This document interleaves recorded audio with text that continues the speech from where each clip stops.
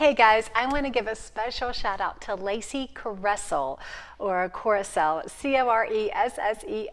But Lacie shared something that I think a lot of us can identify with. She's lost quite a bit of weight and she said, I didn't have a winter coat. So she ordered it online and she ordered 3 sizes. I'm just laughing about that because so often when you've lost a significant amount of weight, you don't know what size you are. But she ordered 3 sizes and she ordered a medium because she said that's her shirt size now, which is really hard for her to believe. She ordered a medium and she said she opened it and her 10-year-old son was there and she looked at it and she said, oh gosh, this looks like it's your size. Like this will never fit me.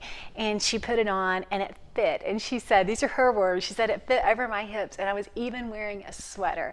And she was so ecstatic to see that. And I think that those of us who've ever struggled with body dysmorphia can absolutely identify. It seems so strange to look at a piece of clothing and to not know if it'll fit. And especially to think that it's too small, that it won't fit, and to put it on and it actually does fit. So congratulations, Lacie. You have done a fantastic job. You enjoy wearing that coat when you're out and about this winter.